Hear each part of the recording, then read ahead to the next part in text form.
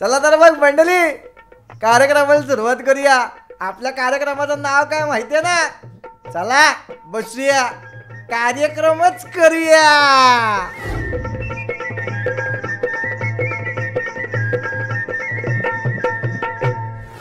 तर मी चिमण्या भाई.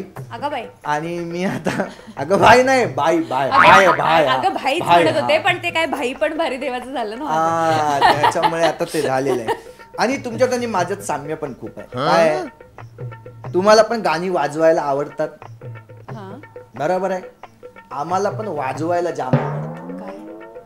कानपडात बरोबर आहे. प्रश्नाकडे या. तर असे आमचेच भाऊबंदकीतले अशा आज आम्हाला सावनी रवींद्रजी भेटलेले आहेत. आणि जबरदस्त मी त्यांच्या गाण्यांचा फॅन आहेच. आणि मला काय म्हणायचं आहे की आजपर्यंत मी लोकांना चपात्या लाटताना पाहिलेलं आहे, मी पुऱ्या लाटताना पाहिलेलं आहे, भाकऱ्या सुद्धा काही लोकांना थापता येत नाही ते लाटतात.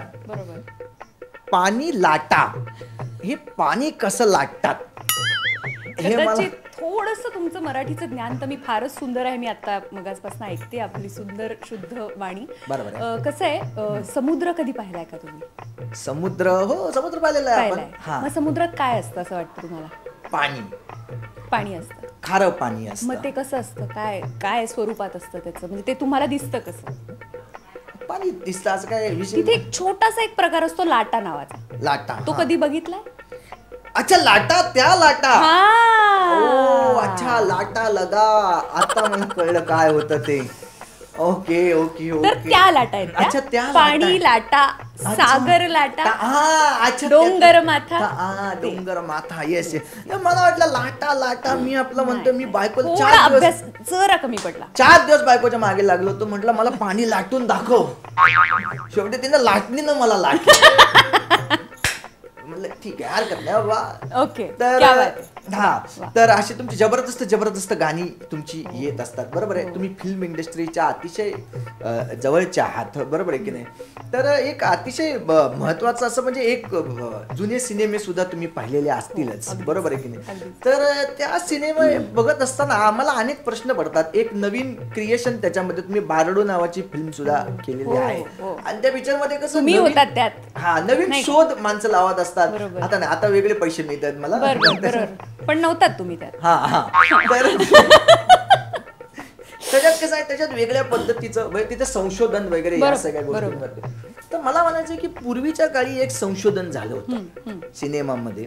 अमर अकबर अँथोनी नावाचा पिक्चर आला होता. त्या पिक्चर मध्ये एक संशोधन असं झालं होतं की 3 माणसांचं रक्त हे बाटलीतनं वरती जाते, जे खालती जातं त्याच्यामध्ये वरती जाते. आणि माझे मिस्टर पॅथॉलॉजिस्ट आहेत, त्यामुळे मला तर जास्तीच रिलेट होतंय. मग हा शोध कसा काय लागला की 3 लोकांचं रक्त वरती चाललेलं आहे, हे कशा पद्धतीनं त्यांनी खेचलं आणि ते एका बाईला कशा पद्धतीनं दिलं, याचा शोध आम्ही जरा लावण्याचा प्रयत्न करतो. त्याच्याबद्दल तुमचं काय म्हणणं आहे? नाही, मला खरंच त्याबद्दल काही कल्पना नाही. मग तुम्ही ह्यांना विचारा की हे पॅथॉलॉजी मध्ये मिस्टरांना विचारते. म्हणजे कोण माणूस वरनं खेचत होता ते रक्त, किंवा ते कशा पिपासू कोणीतरी बसला असेल. बरोबर आहे, हे सुद्धा असू शकतं. डास वगैरे. डास, अरे बापरे. त्याच्यापेक्षा घरी जे तुमचे दास आहेत त्यांना विचारा. ते तुम्हाला सांगतील. बरं, मला काय म्हणायचं आहे की आता अतिशय महत्वाचा प्रश्न असा आहे की साधारणपणे महिलांना रेडी व्हायला वेळ लागतो. तर तुम्हाला रेडी होण्यासाठी वेळ लागतो का गाण्यासाठी रेडी होण्यासाठी जास्त वेळ लागतो? नाही, दोन्हीसाठी नाही वेळ लागत. दोन्हीसाठी वेळ नाही लागत. अच्छा, म्हणजे तुमचं म्हणणं आहे की अपवाद आहे. 1.5-2 तास हे काही फार वेळ नाहीये. नाही, अर्धाच तास फक्त. अर्ध्या तासामध्ये तुम्ही तयार होऊन जाता. ह्याचं एक तुम्ही रील बनवा. आणि आमच्यासारखे जे पीडित पुरुष आहेत, जे बायकांपासून असे पीडित आहेत की ज्यांना तर त्यांना जर असं जर काही मिळालं तर मला असं वाटतं त्यांचं जाम कल्याण होऊ शकतं. कसं असतं, बायका नटतात कोणासाठी? तुमच्यासाठी ना, की तुम्ही छान त्यांना अप्रिशिएट करावं. तेवढा वेळ गेला तर चांगलं आहे की. बरोबर आहे, पण माझं म्हणणंच नाही आहे. मी एकदा असंच बायकोला बोललो की तू छान दिसतेस म्हणून, तर माझ्या बायकोने मला मारलं.